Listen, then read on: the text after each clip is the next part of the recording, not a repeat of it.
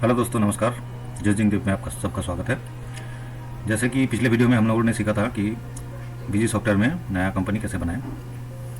आज हम लोग देखेंगे कि परचेज वाउचर का एंट्री बीजी सॉफ्टवेयर में कैसे करते हैं। ठीक है, तो हमारे सामने एक बिल है, ये रेक्सिन किंग का। ठीक है, इसमें टैक्स लगा है 5%। ये कपड़े का बिल है, कपड़ा परचेज़ किए हैं, है ना। तो सबसे पहले चलते हैं हम लोग बीजी सॉफ्टवेयर में।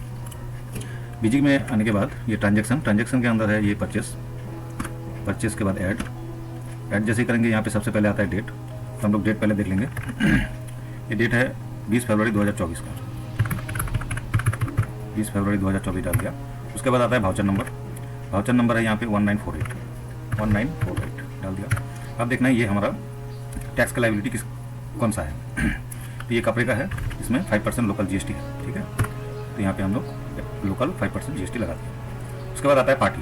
तो हमको पहले एक नया पार्टी क्रिएट करना पड़ेगा, है ना। तो पार्टी क्रिएट करने के लिए हम लोग प्रेस करेंगे F3 से नया पार्टी क्रिएट होता है। ठीक है, यहाँ पे जैसे F3 हम लोग ने प्रेस किया, हमारे पास एक नया विंडो आ गया। यहाँ पे जैसे पार्टी नेम, उसके बाद ग्रुप, टैक्स, एड्रेस सब कुछ यहाँ पे देना पड़ता है। ठीक है, तो हम लोग को ये सब मैनुअली एक एक करके टाइप करना पड़ेगा। तो यहाँ पे एक शॉर्टकट की है जो मैं आप लोगों को अभी बताऊँगा। तो शॉर्टकट की डालने से एक बार में सारा डिटेल्स ऑटोमेटिकली फिल हो जाएगा। जैसे हम लोग क्या करेंगे, प्रेस करेंगे F4। क्या प्रेस करेंगे? F4 प्रेस करते ही हमारे सामने ऐसे एक वैलिडेट GSTN ऑनलाइन का ऑप्शन आ जाएगा। यहाँ पे हमने सिर्फ पार्टी का GST नंबर टाइप करेंगे। जैसे हो गया 19ADJ PB323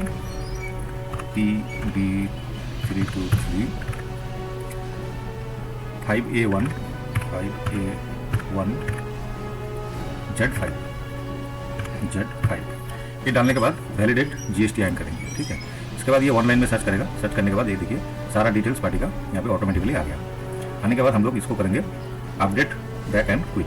ठीक है, जैसे इसमें हम लोग क्लिक करेंगे ये आ गया। TDS VDS का अगर आपका है TDS का ये डाल देंगे, तो ओके कर देंगे। ठीक है, जैसे देखिए यहाँ पे सारा ऑटोमेटिकली फिल हो गया। हमको मैनुअली एक एक करके फिल नहीं करना पड़ा। इसमें सिर्फ एक चीज़ ध्यान रखना होता है, ग्रुप। जैसे सन्डी डेब्टर्स और सन्डी क्रेडिटर्स। हम इसमें परचेस चला रहे हैं, तो परचेस के लिए हम लोग क्या होता है, सन्डी क्रेडिटर्स होता है। तो हम लोग इसमें क्रेडिटर्स सिर्फ सिलेक्ट करेंगे, बस बाकी सब कुछ ऑटोमेटिकली फिल हो जाएगा। ठीक है, जैसे ये फिल हो जाता है हम लोग सेव में क्लिक करेंगे, ये हो गया सेव। अब यहाँ पे जैसे ITC एलिजिबिलिटी इनपुट गुड्स रहेगा, जैसे हम लोग गुड्स परचेस कर रहे हैं, इनपुट हो रहा है। ठीक है, उसके बाद नया में हम लोग अगर कुछ डालना चाहिए तो डाल सकते हैं, नहीं तो छोड़ देते हैं। ठीक है, अभी आता है आइटम। अभी आइटम हमने क्या परचेस किया है, इसमें मोसी फैब्रिक है ना, ये क्लॉथ है। तो क्लॉथ का परचेस करने के लिए यहाँ पे हम लोगों को एक नया आइटम क्रिएट करना पड़ेगा। नया आइटम क्रिएट करने के लिए F3 है ना। F3 डालने के बाद यहाँ पे हम लोग डालेंगे क्लॉथ मोसी फैब्रिक। ठीक है, उसके बाद ये एक रॉ मटेरियल है। ठीक है, तो ग्रुप हम लोग रॉ मटेरियल डालेंगे। यूनिट इसमें जैसे पीसेस होता है ना, और इसमें ये तो कपड़ा है, तो कपड़ा में आएगा आपका मीटर हम सेलेक्ट कर लिए। उसके बाद टैक्स इसमें हमारा क्या कितना परसेंट है, पहले हम लोग बात किए थे 5% है टैक्स इसमें, तो हम लोग इसमें GST 5% कर लिए।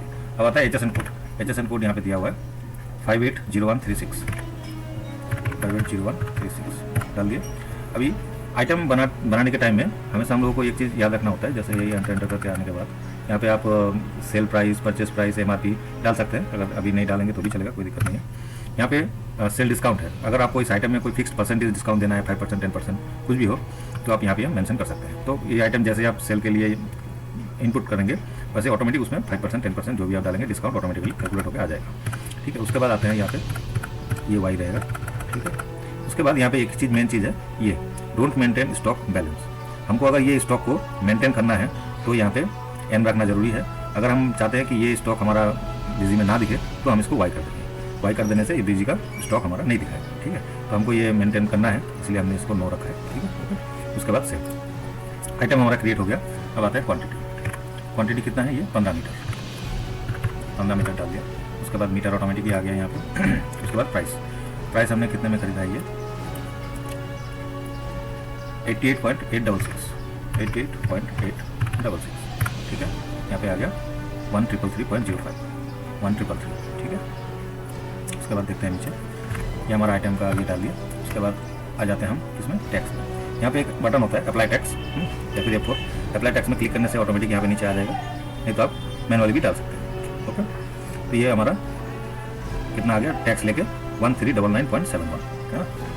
उसके बाद ये बिल हम चेक कर लेते हैं। बिल हमारा कितना का है, 1400 का है। तो 1400 यहाँ पे राउंड ऑफ आएगा, है ना। ये देखिए हमने इसमें ऑटोमेटिक फिक्स करके रखा है कि जैसे ही F2 प्रेस करेंगे ये राउंड ऑफ का ऑप्शन ऑटोमेटिक आ जाएगा। ये सब सेटिंग भी मैं आपको धीरे धीरे स्टेप बाय स्टेप सब सिखाऊंगा, ठीक है।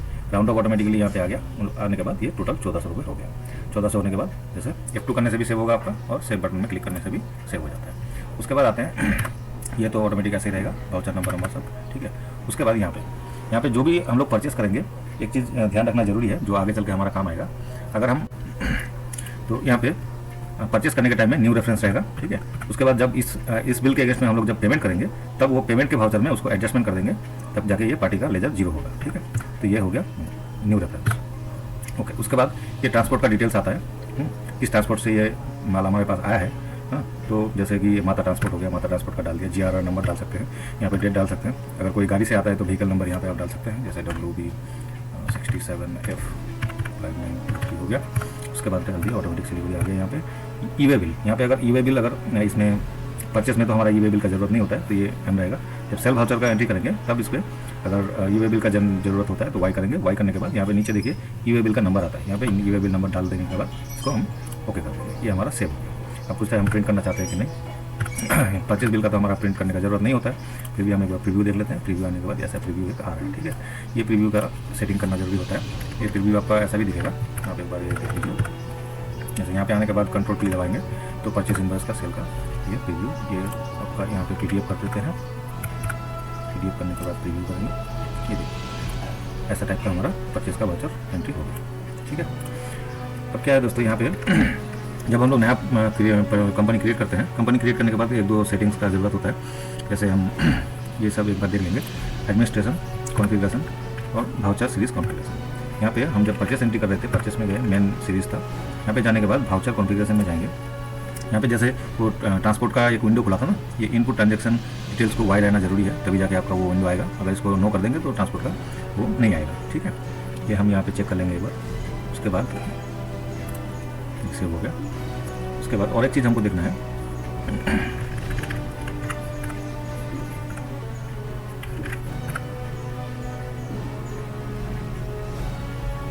यहाँ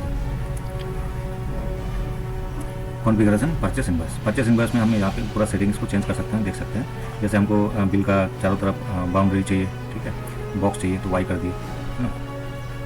उसके बाद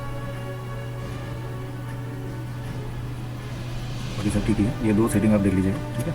ये 2 सेटिंग करने देने से आपका परचेस ठीक हो जाएगा, ओके। मिलते हैं नेक्स्ट वीडियो में, और भी नेक्स्ट वीडियो में हम लोग सीखेंगे कि मैन्युफैक्चरिंग कैसे करते हैं, मैन्युफैक्चरिंग का एंट्री कैसे होता है, फिर हम उसके बाद सेल वाला एंट्री देखेंगे, ठीक है। तब तक के लिए बने रहिए, और मेरे चैनल को सब्सक्राइब जरूर कर दीजिएगा, बेल आइकन को दबा दीजिएगा कि मेरा सारा वीडियो का नोटिफिकेशन आपके पास जरूर पहुँचे, ठीक है। तब तक के लिए धन्यवाद। सब अच्छे रहिए, खुश रहिए।